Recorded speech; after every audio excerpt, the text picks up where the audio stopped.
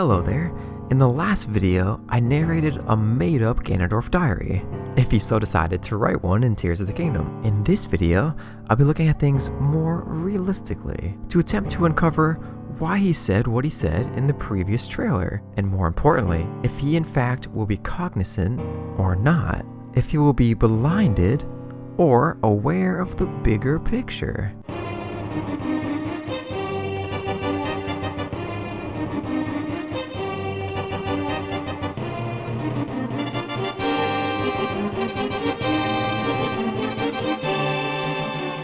What's up, my homies? It's Edible Incredible, and today we'll be diving into Ganondorf's mind to hopefully get a glimpse into what his cognitive thought process could potentially be like. So first and foremost, we know that there's a 99% chance he'll be back, but what we don't know is his level of intellect. The "leave no survivors" quote is more on the side of his Ocarina of Time self.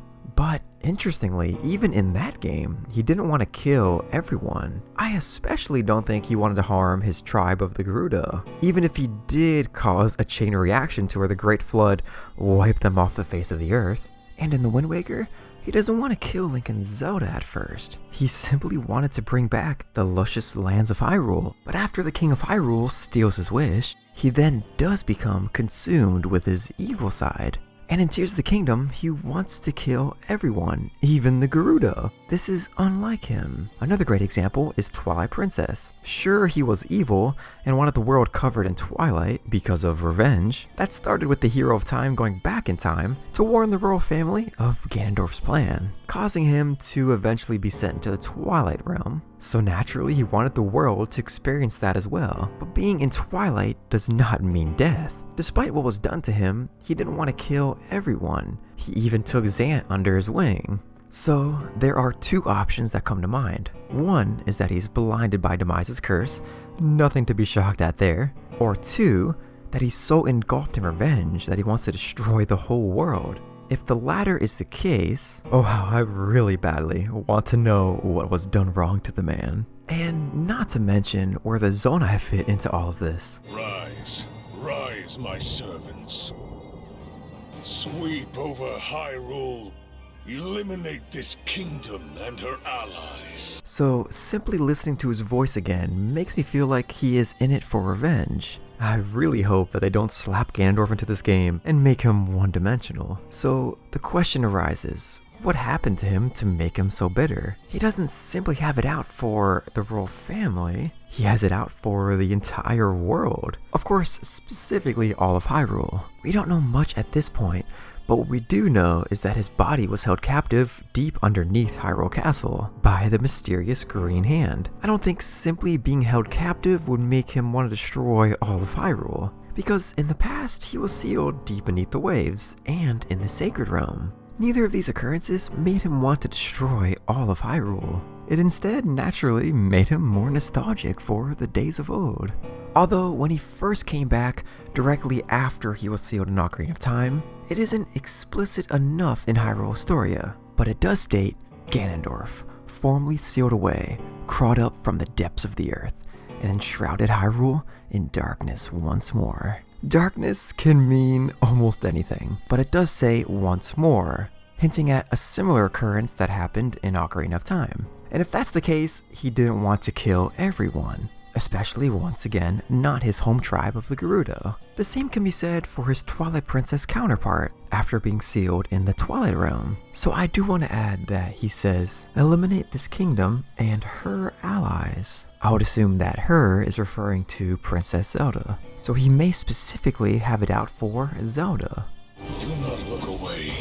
You witness a king's revival and the birth of his new world. Okay, so because he uses the word revival, that means that this is in fact a reawakening, meaning he was of course cognizant in the past. Now this could have been 10,000 years ago, or this could be referring to Ocarina of Time or Wind Waker Twilight Princess days, who knows. But revival really helps this claim, against him being a brand new incarnate. And he even says a king's revival. The only time he was labeled a king was in Ocarina of Time. I get the impression that this game's story will be centered around Ganondorf and his awakening, similar to how Breath of the Wild was centered around Zelda's awakening. We still don't know for sure if this is a whole new Ganondorf entirely, but either way, I get the feeling that his past will be pretty dark, in turn making him more relatable, and not just an incarnate of evil. Interestingly though, in regard to his sweep over Hyrule comment, he is wearing some Gerudo jewelry in the first trailer, hinting that he may still have a soft spot for his Gerudo tribe. Because the game appears to begin with his awakening in a zombie and enraged form, I can envision this game's story progressing while Ganondorf slowly becomes himself again, which could create a really cool concept to where we're presented with Ganondorf's memories. So when he says to summon an army to sweep over Hyrule, he's still blinded by evil and not fully quote-unquote awakened to his former self quite yet. It would be an interesting twist to his character development, meaning once we see him at the very end, you have a full recollection of his past, as his body will finally be fully regenerated as well. After all, in Breath of the Wild, Zelda states how Calamity Ganon gave up on reincarnation and assumed his pure, enraged form. This is probably also why we see a huge ant monstrosity with a Ganon head and beard, as he didn't have enough time to properly regenerate. So, will he fully regenerate to his youthful self in Tears of the Kingdom? Or will he be blinded like Calamity Ganon by pure evil? Or will he have a stable recollection of the distant past? And well, I hope you enjoyed that. So this month has kind of turned into Ganondorf month, since at the beginning of this month I started my weekly video schedule. And ironically, each video so far has been about Ganondorf.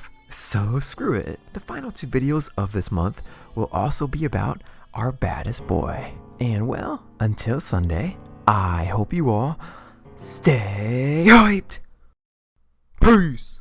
On a random and cool side note, when I was rewatching this Wind Waker cutscene, and Ganondorf mentions Link pulling the Master Sword, he says, "Did you by chance notice how all the monsters frozen in time suddenly started stirring again?" And in Tears of the Kingdom, Ganondorf's Malice is attracted to the Master Sword. And even going all the way back to Ocarina of Time, Link obtaining the Master Sword also helped Ganondorf. So the act of lifting the Master Sword has been notorious to actually help Ganon. Keep that in mind in terms of Tears of the Kingdom.